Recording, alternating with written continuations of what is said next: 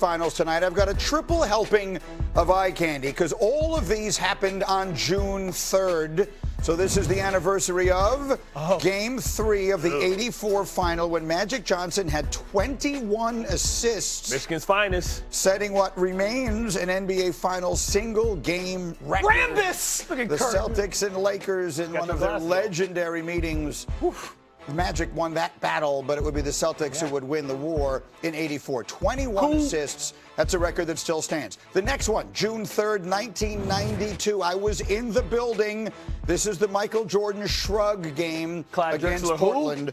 Michael had 35 in the first half, and after making his 6th consecutive three, he turned to Magic Johnson, who was doing the broadcast on NBC. You'll see it right here, and gave the legendary shrug over towards that side of the table. He's like, man, I don't know either. The GOAT! There's nothing you can do about it, nothing they can do about it. That was on June 3rd, and so is this. It was 8 years ago today. Game 2, Warriors-Cavaliers.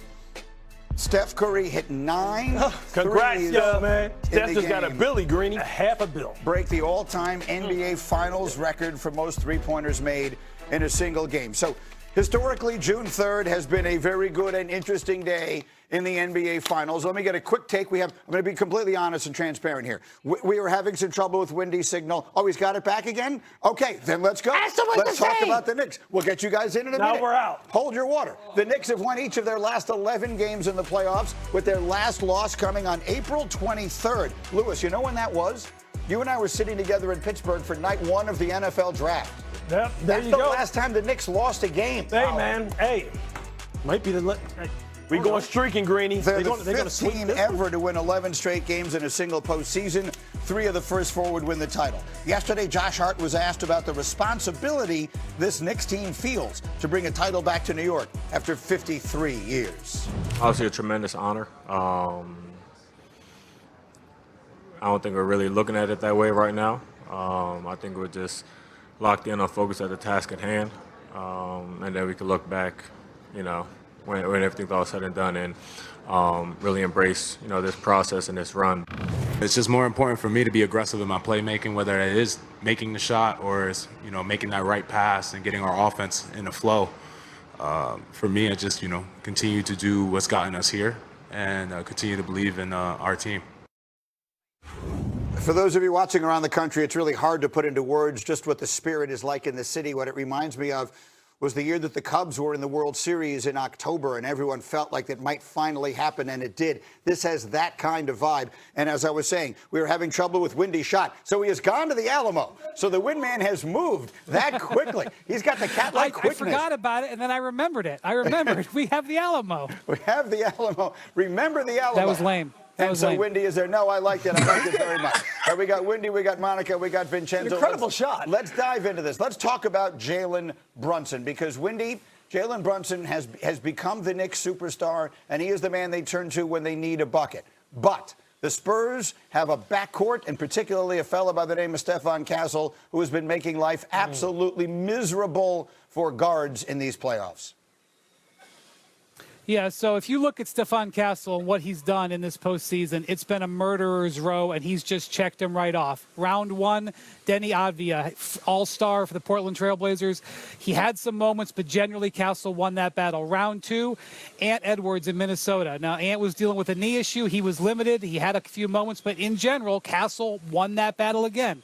Round 3, how about two-time MVP Shai Gilgeous-Alexander? Again, Shai had some moments, but on balance, it was Castle who held Shai below his averages and forced him to adjust with Victor Wembanyama at his back.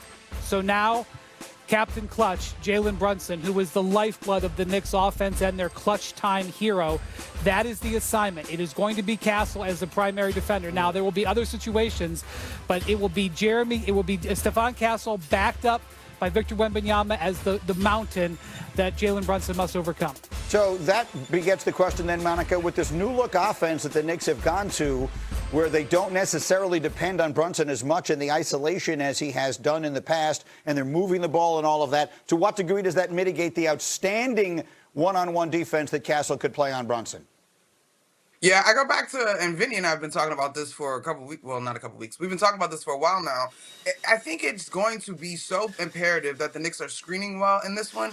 And granted, when you screen with this team, they're okay switching a lot of times, but they're definitely going to have to put multiple Spurs defenders in multiple actions and see how well they can hold or switch or communicate, right? I do think, though, the other piece of this one is going to be pace. That's going to be very important. And yes, we've seen the Spurs look to play fast. They had We have 73 game points one. off of turnovers in their last two victories versus the Thunder, but the Knicks have also shown a similar ability to take advantage of turnovers, It was to get his out fifth. and run and beat their opponents down the floor. So I'm looking at this one in terms of the pace and how well the Knicks are executing and screening in particular, whether that's with Jalen Brunson has the ball and is being guarded by Castle, or if Karl Anthony Towns is on the perimeter, back to some of that facilitating action we saw in the Atlanta series. Pick it up from there, Vinny. How about it?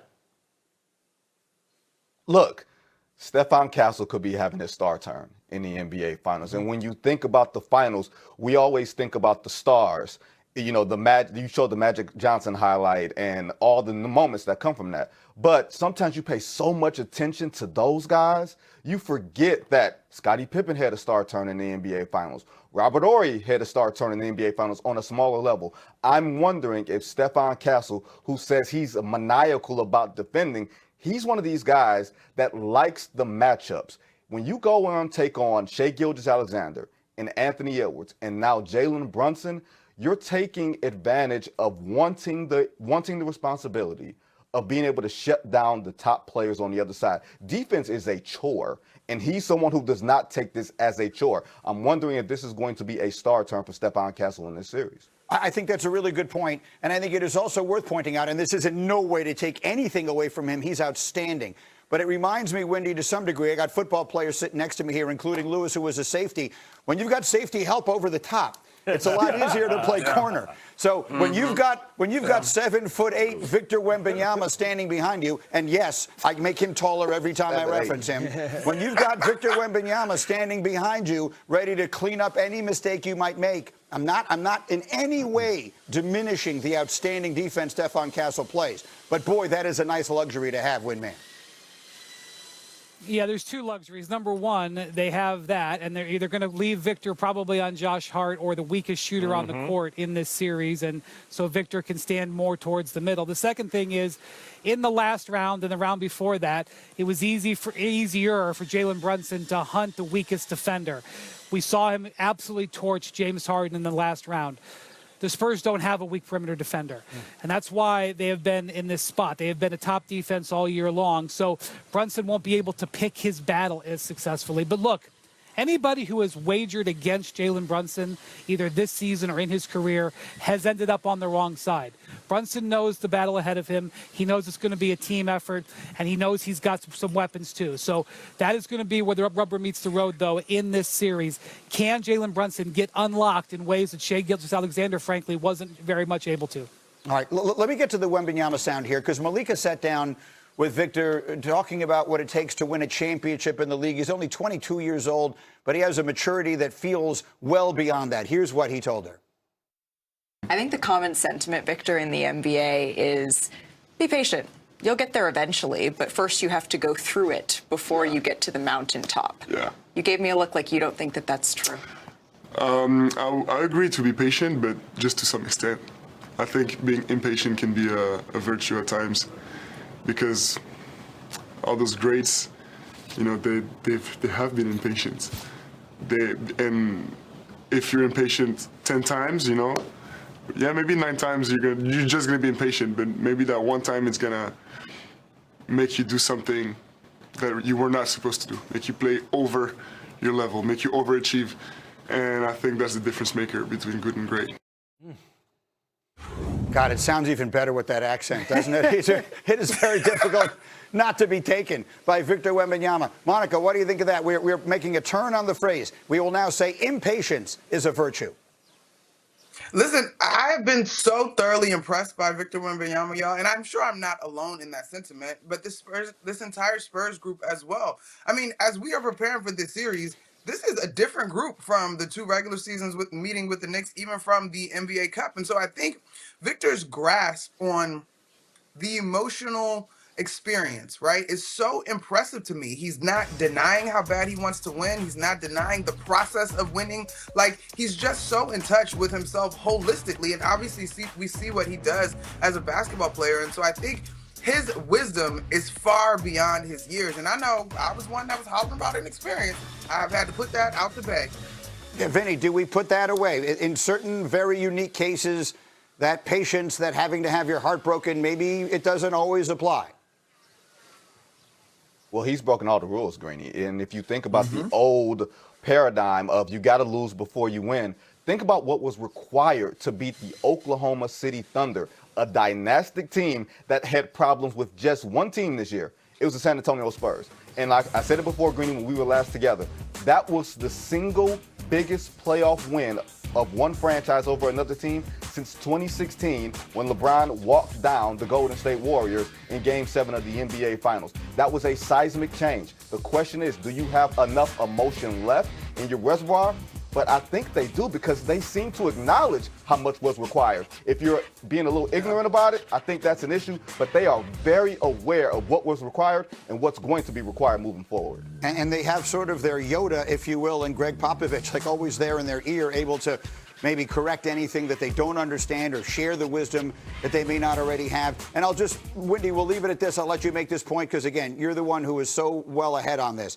I'm from New York all my life. I would love to see the Knicks win. But whoever wins this series, Victor Wembanyama is the best thing that has happened to this league since LeBron James came into it, whatever that is, 20 years ago, with his attitude, with his play, with everything about him. The best thing that has happened to the NBA since LeBron James got to it in 20 years ago is Victor Wembanyama.